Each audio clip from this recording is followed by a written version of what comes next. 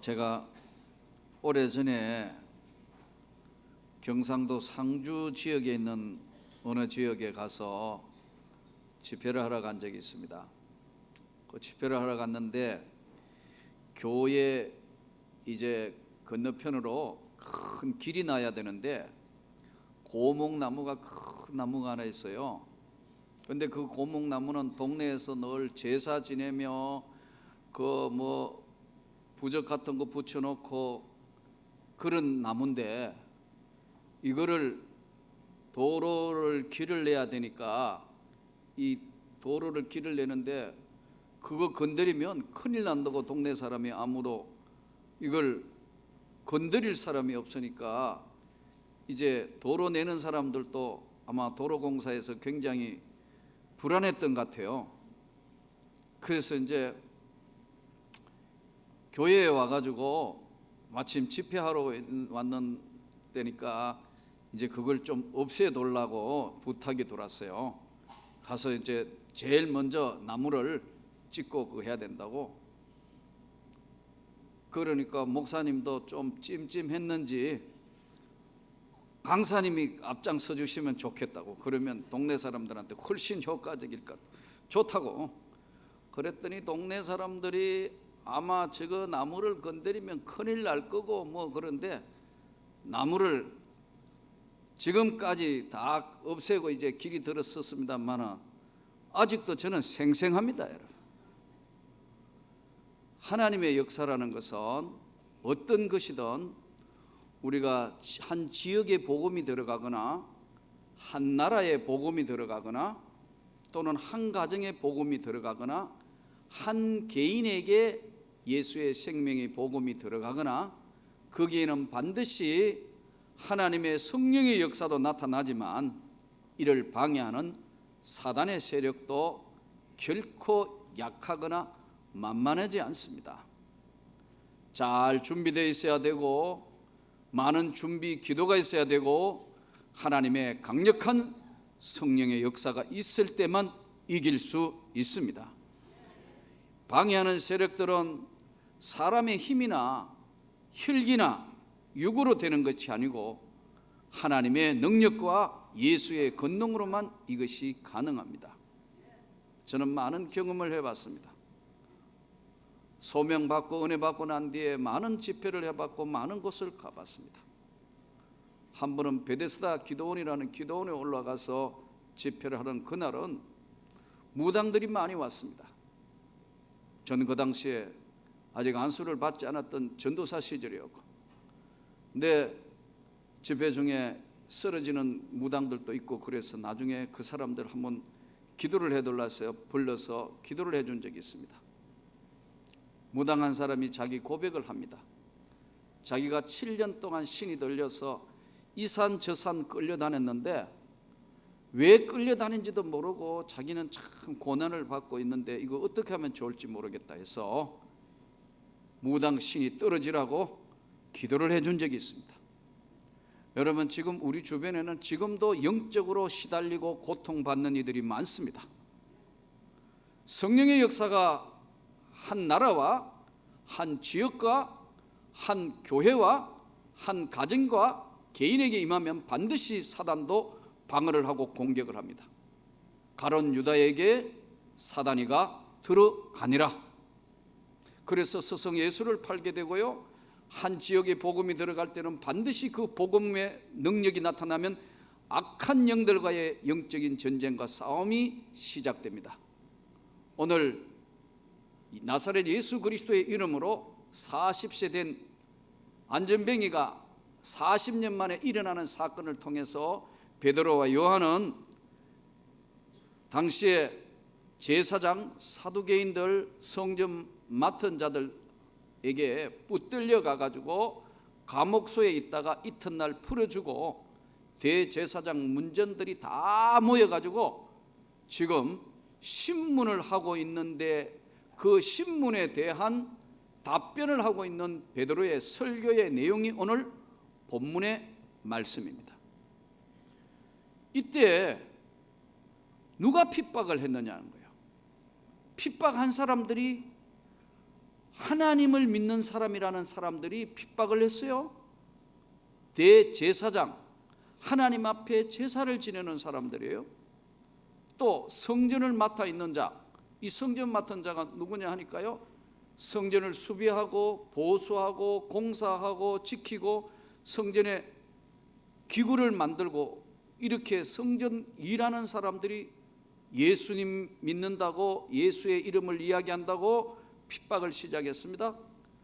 또 사두개인은 오늘로 이야기하면은 지적인 사람들의 모임, 공의회 사람들이라 했으니까 우리로 이야기하면 국회의원에 해당할까요? 경건한 유대인들 중에서 지식이 많은 사람들, 신분을 높여서 한 사두개인들, 제사장, 성전 맡으니 사두개인들이 예수님을 전하는 걸 싫어해서 핍박을 했습니다. 왜 핍박했을까요?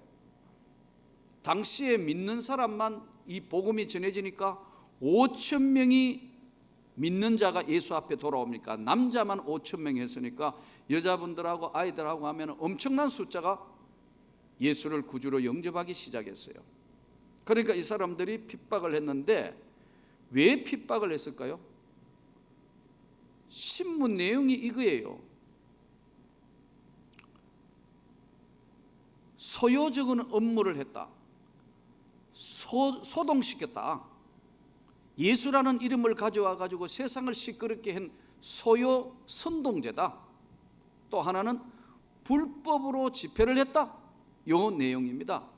그 내용이 뭐냐 하니까 무슨 권세로 누구의 이름으로 이런 일들을 하느냐. 여러분 생각해 봐요. 40년 동안 한 번도 일어난 적이 없는 안전뱅이를 이렇게 세웠더니 왜 이렇게 세웠느냐? 왜 곤쳤느냐? 왜 누구의 이름으로 이것을 이렇게 할 수 있도록 허락을 받았느냐? 이런 내용이죠. 이 당시에 사두개인들과 제사장들과 성전 맡은 사람들은 자기들만 하나님의 이름을 쓸 수 있고 자기들만 모든 것들을 권한을 행사할 수 있다고 생각에 빠졌던 독선주의자들입니다. 그래서 왜 무슨 이름으로 무슨 권세로 이런 일을 했느냐고 저들을 체포하고 핍박을 했습니다. 이때 베드로가 오늘 중요한 메시지의 말씀을 던집니다. 이 병자에게 착한 일을 행한 것을 이야기하자면 어떻게 구원을 받았는가 하면은 이 사람은 너희들이 건축에 버린 돌처럼 썼던 그 예수가 모퉁이 돌에 그와 같이 예수의 이름으로 그는 일어났고 치료함을 받은 것이다. 이렇게 설명을 합니다. 그러면서 가장 중요한 메시지를 선포합니다. 4장 오늘 12절 본문으로 돌아가서 본문을 한번 보시기 바랍니다. 다른 이로서는 구원을 받을 수 없나니 천하 사람 중에 구원을 받을 만한 다른 이름을 우리에게 주신 일이 없음이라 하였더라. 다른 이름으로는 구원을 받을 수가 없다. 이 당시에도 이 복음이 가장 명확한 예수의 생명의 구원의 복음이 전거됐어요. 오늘날에도 여러분 가장 큰 문제가 종교다원주의가 나타나기 시작하고 포스트 모더니즘이라는 것이 나타나기 시작하면서 종교는 무엇이든지 불교를 믿던 이슬람을 믿던 힌두교를 믿던 어떤 종교를 믿던 그 종교를 믿고 착하게 살면 다 좋은 대로 저승을 갈 수 있다는 것이 바로 종교다원주의 운동이고요. 어떤 종교든 서로 인정을 해가지고 서로 그것을 인정하면서 거기에도 구원이 있다는 것을 확인해 줌으로 말미암아 종교가 공존할 수 있다. 이것이 종교다원주의자들의 생각이고 지금 이야기하고 있는 내용입니다. 그래야 지식인이고 그래야 옹졸하지 않고 그래야 오늘 현대시대에 멋있는 사람이고 지적인 사람이라고 이야기를 하면서 종교다원주의가 마치 오늘 이 시대에 가장 합리적이고 가장 이성적인 것이라고 생각해서 그런 이야기들을 합니다. 제가 생각해 볼 때는 종교 간에 대화도 할 수도 있고 서로 또 그 문화를 존경할 수는 있겠지만, 만일에 부처를 믿어서 구원을 받을 수 있다, 힌두교를 믿어서 구원을 받을 수 있다, 알라신을 통해서 구원을 받을 수 있다면 구태여 예수 믿을 필요가 있겠습니까? 그러지 않습니까? 오늘 성경은 분명하게 말씀하기를 천하 인간에게 구원을 준 다른 이름이 없다. 그러면 오늘 여기에 나오는 가장 중요한 구원을 받을 수 없나니 천하 사람 중에 구원받을 만한 다른 이름을 우리에게 주신 일이 없다. 구원이라는 단어가 2번씩 나오는데, 구원이라는 것은 사전적인 정의를 해보니까요 2가지 의미입니다. 어려움과 위험에 빠진 사람을 건져내는 것, 어려움과 위험에 빠진 사람을 건져내는 걸 구원이란다. 또 하나는 죄와 사망으로 영원히 죽을 수밖에 없는 인간을 영생으로 건져내는 것을 구원이라 한다. 죄와 사망으로 영원히 죽을 수밖에 없는 죄인된 인간을 영생으로 구원하는 것을, 이것을 구원이라 한다. 그런데 이 구원이 얼마나 많이 쓰여졌냐면요, 자그마치 성경의 가장 핵심적인 단어가 바로 구원이라는 거예요. 사랑과 구원은 성경에 가장 많이 쓰여진 말씀입니다. 구약 성경에는요 구원에 관련된 구원의 말씀과 구원에 관련된 성경 구절이 412번 나와요. 또 동시에 신약 성경에는 몇 번 나오느냐? 165번이나 나와요. 구원이라는 게. 그러니까 신구약 성경 합해서 몇 번이나 나오느냐? 577번에 구원이라는 단어가 나옵니다. 그래서 이번 주간은 구원에 대해서 한번 성경을 구약까지 신약까지 다 한번 찾아봤어요. 이걸 다 일일이 찾아가지고 한번 읽어봤어요. 나부터 이 구원이 뭔가를. 아들을 낳으리니 이름을 예수라 하라. 이는 그가 자기 백성을 그들의 죄에서 구원할 자이심이니라. 마태복음 1장 21절. 그 제자들이 나와 깨우며 이르되 주여 구원하소서, 우리가 죽겠나이다. 바다에 빠져가는 그들에게 예수님이 나타나기 전에 그들이 마태복음 8장 25절에 우리를 구원해 주십시오 하는 구원 요청입니다.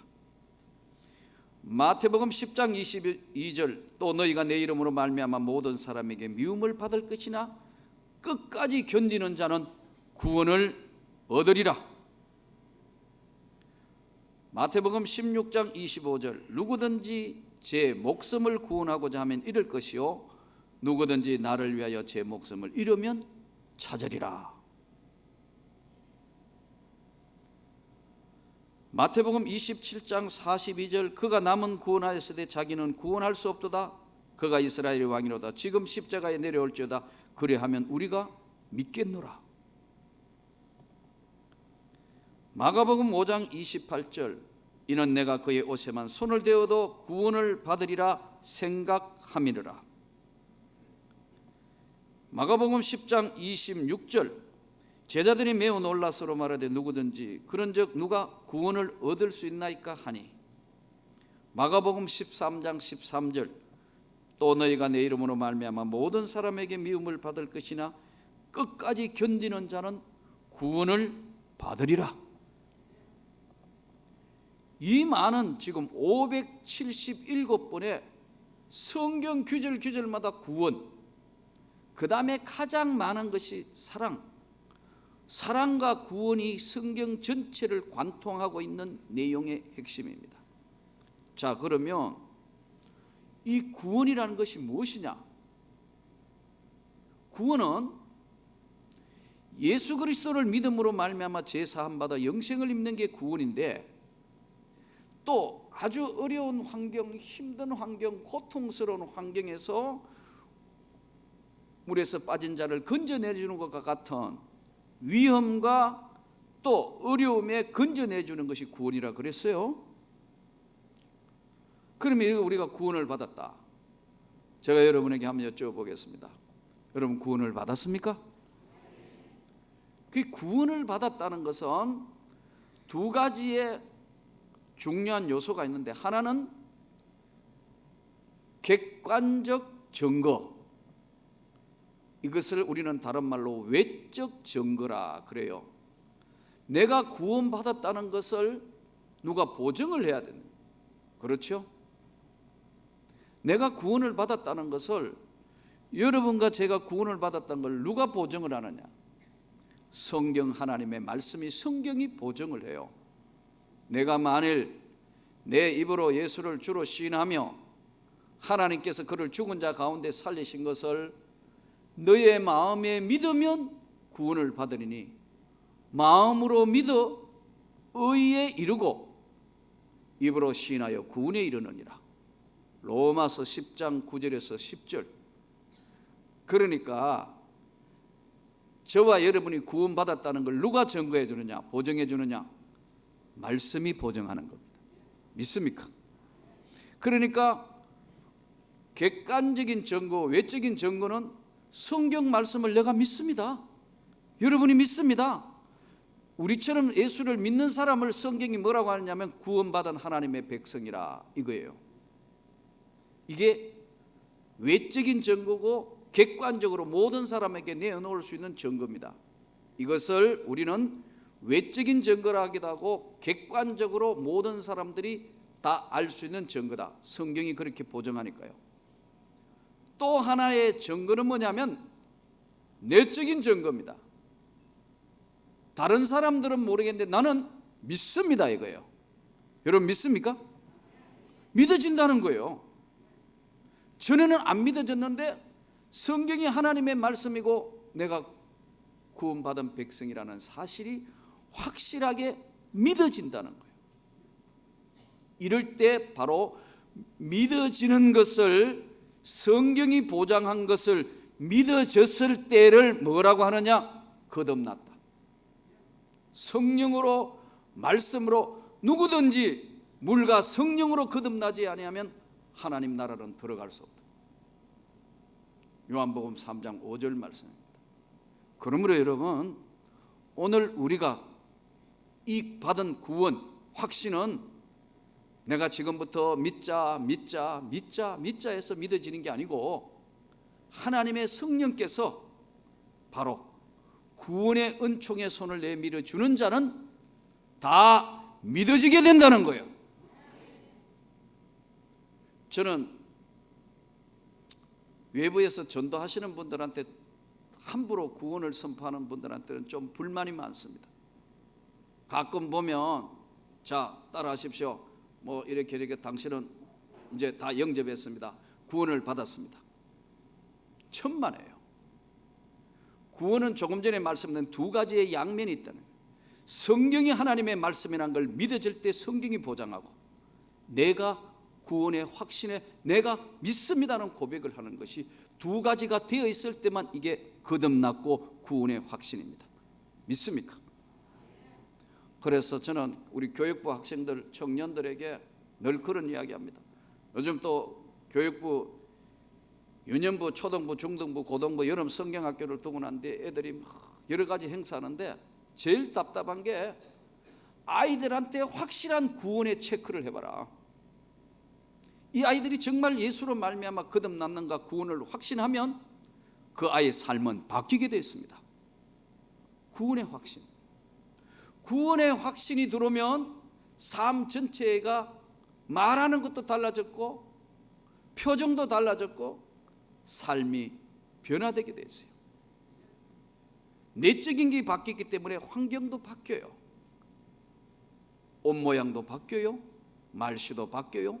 삶이 바뀌어지게 되어 있는 것이 반드시 나타나는 구원의 열매로, 변화로 나타나는 겁니다. 어떤 분이 그래요. 아마 옛날에 예화의 이야기니까 그렇겠지만 어떤 분이 이제 본처가 있고 아마 젊은 첩이 있었던 것 같아요. 그러니까 본처는 계속 이제 남편한테 잠만 들면 무릎에 앉혀놓고 계속 검은 머리를 쭉 뽑아요. 왜냐? 젊어 보이면 첩하고 같이 살까봐 자꾸 이제 생긴 검은 머리는 자꾸 뽑니다. 첩집에 가면은 이 남편이 이제 흰머리 하면은 자기하고 안 어울린다고 전부 흰머리만 뽑네요. 그러니까 본처는 까만 머리 뽑고 첩은 흰머리 뽑고 남을 게 뭐 있죠? 발갛게 되는 거지. 자기한테만 맞는 것을 자꾸 이건 온전한 게 아니거든요.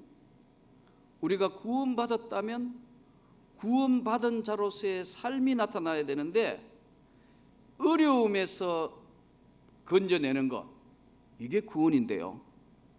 여러분, 이 어려움 환경에서 지금 온 세상이 지금 도둑 맞은 것 같은 환경이 오고 있는데 이 환경을 이길 수 있는 것은 우리가 예수의 이름으로 성령의 능력으로 이길 수밖에 없어요. 우리의 힘과 우리의 능력과 우리의 생각으로 이길 수 있느냐? 그렇지 않습니다. 우리 민족을 인도하시는 것도 하나님의 은혜와 그 하나님의 능력으로 인도함을 받고 있습니다. 교회도요, 능으로도 힘으로도 되는 것이 아니고 하나님의 신으로 되는 것이 교회입니다. 많은 사람들이 우리가 뭔가를 할 것 같지만 우리는 최선을 다할 뿐이지 우리를 인도하시는 분은 하나님이시고 우리에게 은혜를 부어주시는 분도 그분이십니다. 그러므로 오늘 구원받은 자의 삶에 분명한 선명한 삶이 저와 여러분에게 있기를 원합니다. 칼빈은 그의 기독교 강요 핵심에 생명의 지혜는 두 가지다. 하나는 하나님을 바르게 아는 지식, 하나님이 어떤 분인가 바르게 아는 지식이고, 또 하나는 나 자신을 아는 지식이 바로 생명을 얻는 두 가지 지식이라고 그랬어요. 구원. 그래서 저는 가끔 우리 청년들이 막 찬양하고 막 울면서 이거 하는 거요 보면서요 의문이 들 때 많아요. 전 정말 구원받은 건 맞는가? 사람들이 좀 감동받고 감격하면 구원받은 거로만 착각하는데 아닙니다. 여러분, 유행가 해가지고요 감동받는 사람 많습니다. 뭐 완행 열차에 하면 막 이거 막 이런 흔들어대는 거 보면 정신이, 저 사람들 다 감동받았어요. KBS 가가지고요 K-팝 감동받아가 지금 온 세상이 시끄러워요. 그러다고 그 사람들 구원받은 겁니까? 아니거든요. 감동을 받았거든요. 음악이 우리를 감동시켜요. 예, 음악은 위대합니다. 여러분, 사람을 바꿔놓을 수 있는 힘이 있어요. 미술, 그림요, 위대한 작품을 통해서요 감동, 감격을 받아요. 그러나 그것을 거듭났다, 성령 받았다, 구원 받았다고 하지 않습니다. 여러분, 그래서 저는 지금 교회 학교가 이거 빨리 말씀으로 돌아와야 된다. 이거 유년부, 초등부, 중등부, 고등부 청년들이 진짜 말씀으로, 이거 하나님의 말씀으로 그 성경 말씀이 영혼에 들어와서 그것이 내 영혼의 구원에 큰 감격을 받고 은혜를 받으면 변화되고 개혁될 수밖에 없어요. 그런데 오늘 우리는 대부분 보면 뭘 잘못 착각해가지고 막 감동받았다, 감격했다 이거면 세상 것이든 세속아에서 온 것이든 무엇이든 그걸 다 감동, 감화받은 것이 구원받은 것으로 착각해요. 여러분, 오늘 하나님의 말씀으로 구원의 확신이 일어나기를 원합니다. 그럴 때 그 구원의 주님은 우리의 전 생애를 붙드시고 인도해 주시는 겁니다. 우리가 열심히 전도합니다. 또 열심히 복음을 전파합니다. 제일 중요한 전도지가요, 우리 얼굴이 전도지예요. 우리 삶이 전도지예요. 저는 어제 보니까 우리 철교 형제가 결혼식을 하는데 참 보니까 오랜만에 이웃 교회들 다 오는 거 보면서 역시 참 감사하다. 아버지 장로님이나 권사님이 부드럽고 온유한 분들이니까 그것이 열매로 하나님이 이렇게 하시는구나. 이 결혼식을 위해서 일주일 이상을 저도 기도했는데 하나님께서 주시는 화평함, 은혜, 이것은 여러분, 구원은, 성령의 은혜는 말로 하는 것이 아니고 삶으로 하는 겁니다. 그러니까 오늘 우리 그리스도인이 제일 착각하는 게 뭐냐면, 내가 말로 상대를 설득시키면 구원을 받을 것 같지만 말로 설득해서 구원이 이룬 것이 아니고 예수의 복음의 능력으로 말미암아 변화가 일어나는 겁니다. 유명한 세계적인 가수였던 마이클 잭슨이라는 사람이 급성 심장병으로 51세로 1958년생인데 세상을 떠났습니다. 온 미국과 전 세계에 이 예도를 했습니다. 근데 왜 죽었느냐? 급성 심장병인데 5살에 아버지가 클라리넷 연주자고 어머니가 기타리스트의 자녀로 태어났는데, 아버지가 얼마나 강권을 했냐면 밖에 꼼짝 못하도록 5살부터 지금 온 집안에 가족들을 달달 볶아가지고 전부 음악 가족으로 만들었어요. 그런데 특출한 재능이 있었던 마이클 잭슨은 그 이후에 이제 재능을 보이기 시작하면서 드디어는 세계 팝 가요계의 황제라 칭할 만큼 훌륭한 알려진 인물이 됐지만 그 영혼은 허약하기 그지없는 거예요. 그 영혼은 무언가가 인간은 채워야 되는데 세계적인 인기를 얻지만 그 영혼은 허약하기 짝이 없는데, 어느 날 자기가 제일 싫어하는 사람이 누구냐? 자기 아버지예요. 자기를 그렇게 괴롭히고 그렇게 음악을 쓰겠다. 그런데 자기 얼굴이 아버지 얼굴과 닮은 것을 보고 너무 싫어해가지고 얼굴에 수술을 시작합니다. 또 했어요. 자꾸 수술하다가 보니까 얼굴이요 완전히 탈색해버렸어요. 흑인인데 백인도 아니고 이상한 얼굴, 여러분 TV에 나온 거 기억하잖아요. 그리고 그 고통을, 영적인 것을 못 채우니까 그것을 채우려고 한 것이 여러 가지로 지금 주사 맞고 여러 가지 많은 것들 하는 바람에 결국은 급성 심장병으로 사망을 했어요. 여러분, 세상으로부터의 우리 영혼에 채울 수 있는 것은 없습니다. 영원하게 채워줄 수 있는 것은 하나님의 은혜를, 성령의 능력을 위로부터 거듭남의 그 놀라운 은혜, 죄와 사망으로부터의 자유함, 주의 영이 계신 곳에 자유함이 있느니라. 주의 영이 있는 곳에 성령의 충만함이 있느니라. 이 충만한 은혜를 저와 여러분이 누릴 수 있기를 바랍니다. 그러지 않으면 우리가 하나님의 은혜에 거듭나지 못했던 구원의 은혜를 받지 못하면 신앙생활을 해도 기쁨이 없어요. 충만한 은혜, 충만한 축복, 어려서부터 있을 수 있도록 기도해야 되고, 또 여러분 아직도 구원의 확신이 없는 분들 주님 앞에 구해야 합니다. 주님, 내게도 구원의 놀라운 은혜가 임하게 해주시라고, 나에게도 성령의 충만한 은혜가 임하게 해주셔서 죄와 사망으로부터의 자유함과 내가 지금 겪고 있는 내 환경의 그 어려운 환경에서도 나를 지켜주고 구원해 주실 주님, 내 기도를 들어 응답해 주옵소서. 기도하면서 사도들이 누렸던 그 은혜의 세계, 충만한 세계를 누릴 수 있기를 축원합니다.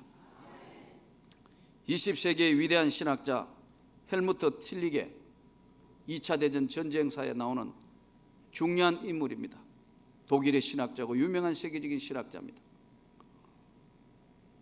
전쟁 때니까 계속 폭격이 오니까 예배 드릴 장소가 없어요. 예배를 드릴 수가 없어요. 그런데 주일마다 예배를 안 드릴 수가 없어서 숨어서 지하에 가서 예배를 드립니다. 그런데 비행기 폭격은 계속되고 어느 날 오늘은 이 지하에서 예배드립니다. 내일은 이 지하에 가가 예배드립니다. 이렇게 이야기했는데 어느 날 지하에서 예배드리고 나오는데 비행기가 폭격해서 한 50여 명이 예배를 드렸는데 그중에 몇 사람들이 형체도 알아볼 수 없도록 폭격을 당해서 사망을 했습니다. 필리케는 하나님 앞에 이렇게 기도합니다. 하나님, 어찌 이런 일이 일어날 수 있습니까? 하나님 앞에 예배 드리는데 폭격이라니요. 이게 말이 됩니까? 나는 지금부터는 목회직을 그만두고 하나님의 일을 그만할 겁니다 하고 절망하고 있던 어느 날 장례식 때 남아있는 유품이 돌아가신 몇 분 중에서 유품을 찾을 수 없는데 모자가 하나 떨어져 있는데 그 모자의 주인인 돌아가신 남자의 부인이 모자를 가지고 틸리케를 찾아왔습니다. 마지막 장례 예배 드리는 엄숙한 순간에 예배를 드리고 틸리케는 이제 목회를 끝내고 돌아서려고 하는 그날 부인이 이렇게 이야기했습니다. 내 남편은 세상에 살 때는 하나님을 몰랐습니다. 그러나 전쟁이 일어나고 내가 여러 번 남편을 설득해서 이야기를 드렸더니 남편이 예배에 참석하고 너무나 감격해서 그날 바로 아침에 주 예수를 구주로 영접했다고 너무너무 좋아하면서 감사했는데 그날 폭격을 맞아서 내 남편은 천국으로 갔습니다. 나는 오늘 이 모자의 주인인 남편을 다시 천국에서 만날 걸 믿습니다. 그렇기 때문에 얼마나 감사했는지 이 죽음이 결코 헛된 죽음이 아니라는 사실을 알았기에 나는 이 전쟁이 끝나도록 기도할 겁니다. 틸리케가 다시 목회를 시작하면서 전쟁이 끝나게 해달라고 많은 사람들하고 다시 기도를 시작한 결과 2차 대전은 결국 종료가 됐습니다. 여러분, 오늘 우리가 세상으로부터 자유함을 입고 제사함의 구원을 입었지만 여전히 세상이 힘들고 어렵기 때문에 사단이 방해를 합니다. 사업을 하는데도 방해하고 가정도 방해하고 때로는 교회도 방해하고 때로는 믿는 우리의 심령을 붙들어 흔들기도 합니다. 그러나 우리 주 예수의 그 놀라운 이름의 능력을 다시 한번 구원받은 자로서의 회복과 은혜를 입어서 세상을 믿음으로 승리할 수 있기를 주의 이름으로 축원합니다.